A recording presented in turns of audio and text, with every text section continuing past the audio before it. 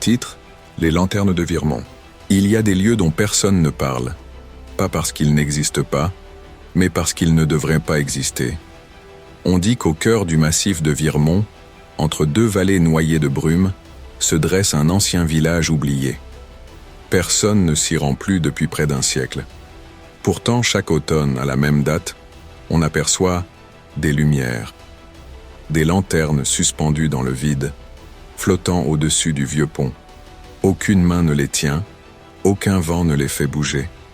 Elles sont simplement là, en attente. Cette histoire, c'est celle d'un homme qui a voulu comprendre pourquoi, et qui, en cherchant la vérité, a trouvé quelque chose qu'il n'aurait jamais dû réveiller.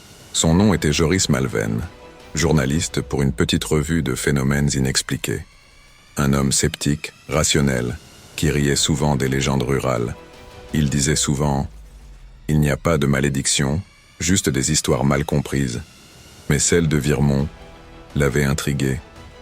Un village disparu des cartes, des habitants effacés des registres, et ce pont dont les lanternes continuaient de briller, chaque 23 octobre à minuit. Toujours à la même heure, toujours au même endroit. Une rumeur persistait. Chaque flamme représentait une âme perdue, condamnée à éclairer la nuit pour l'éternité. Mais Joris ne croyait pas à ce genre de choses. Il croyait aux faits, aux preuves, au concret. C'est précisément ce qui allait le perdre. Il arriva sur les lieux au coucher du soleil. Une brume fine rampait au sol, épousant les reliefs de la vallée. La route s'arrêtait nette, comme tranchée au couteau, remplacée par un sentier couvert de mousse et de feuilles mortes. À chaque pas, le bruit de ses semelles se mêlait au craquement sec des branches sous la boue.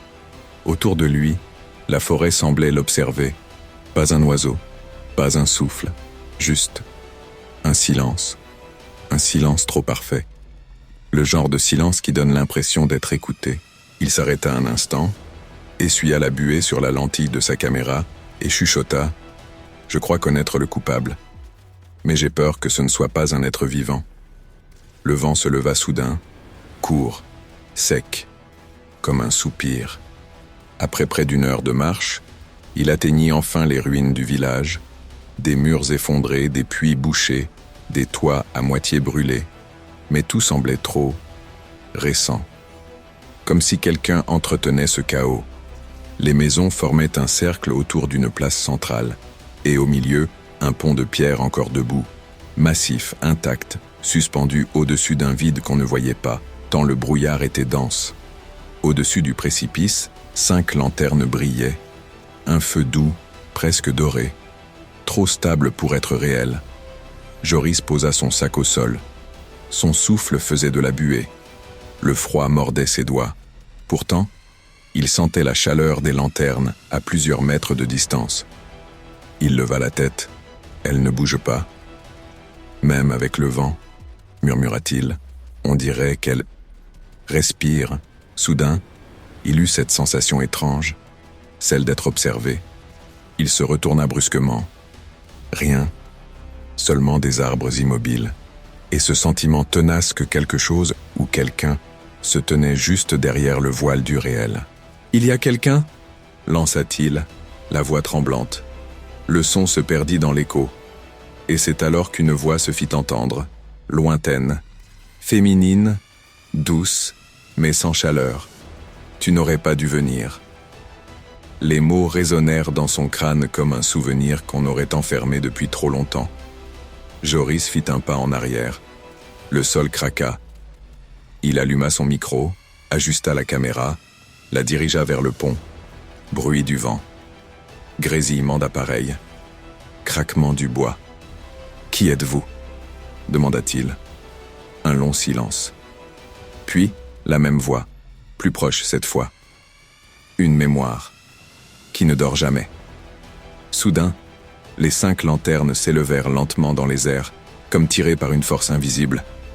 Leur lumière se mit à pulser, au rythme du cœur de Joris. Boum, boum, boum.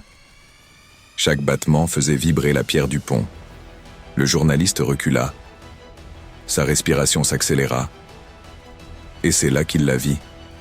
Une 6e flamme, derrière lui, à hauteur de visage.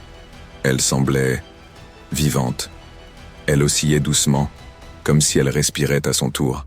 « Non, non, c'est impossible », murmura-t-il. Puis, dans cette lueur vacillante, quelque chose apparut.